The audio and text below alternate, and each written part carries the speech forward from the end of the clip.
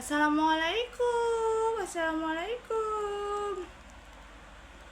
Hari ini Pikachu mau membaca tentang Abu Nawas ya, humor sufi. Kecerdikan Abu Nawas menjebak pencuri. Alkisah seorang saudagar kaya mengalami nasib sial. Suatu malam, pencuri berhasil menggondol 100 keping lebih uang emasnya. Karena merasa kehilangan, maka keesokan harinya dia segera lapor kepada Tuan Hakim dan berharap pencuri itu bisa ditangkap. Lebih penting lagi, uang emas itu bisa kembali dengan utuh. Hari berlalu dan seminggu pun terlampaui, tetapi Tuan Hakim tidak bisa menangkap si pencuri. Padahal dia telah berusaha keras dengan berbagai cara. Saudagar sedih, kecewa, dan nyaris putus asa. Tak mau kehilangan uangnya, dia lalu membuat pengumuman. Siapa yang mencuri hartanya, dia merelakan separuh jumlah itu menjadi milik si pencuri bila bersedia mengembalikannya.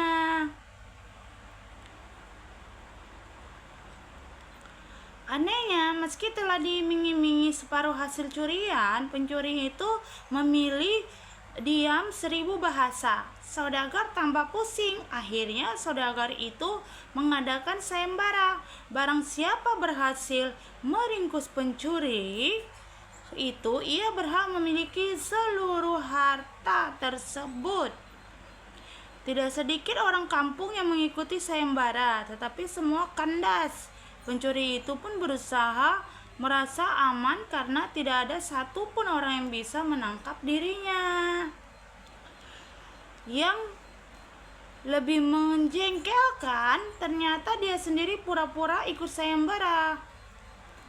Setelah semua cara gagal, seseorang mengusulkan kepada Tuan Hakim, kenapa tidak meminta bantuan kepada Abu Nawas?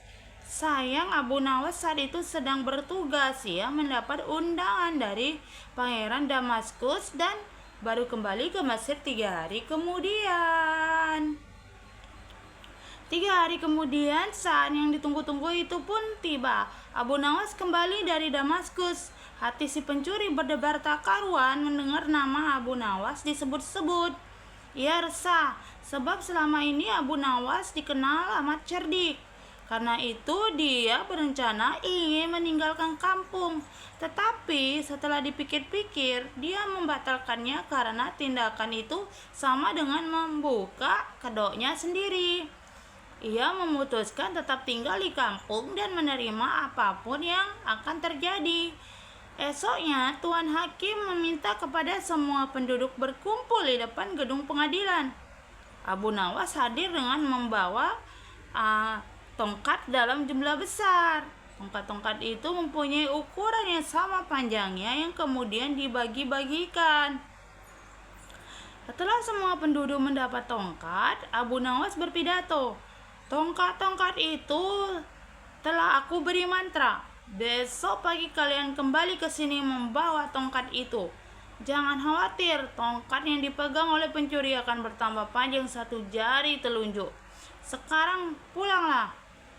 Orang-orang yang merasa tidak mencuri tentu tidak mempunyai pikiran apa-apa. Sebaliknya, sang pencuri ditikam resah. Sampai larut malam ia tidak bisa memejamkan mata. Ia terus berpikir keras bagaimana supaya tongkatnya tak bertambah panjang.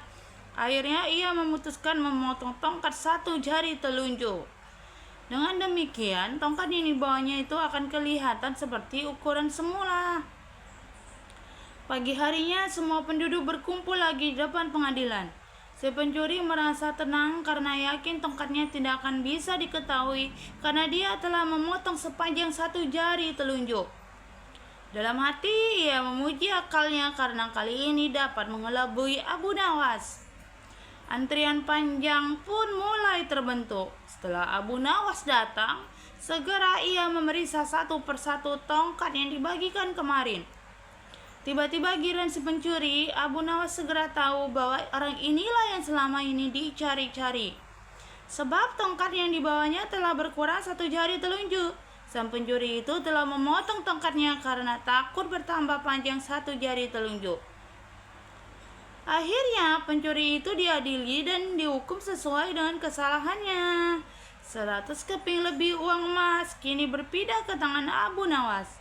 Tetapi dia bijaksana, sebagian dari hadiah itu diserahkan kembali kepada keluarga si pencuri.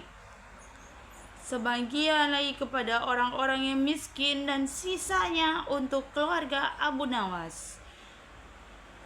Nukil dari buku Abu Nawas, cuplikan kisah 1001 Malam, Rahimsa, penerbit Amelia, Surabaya 2003. Hei, ketahuan deh.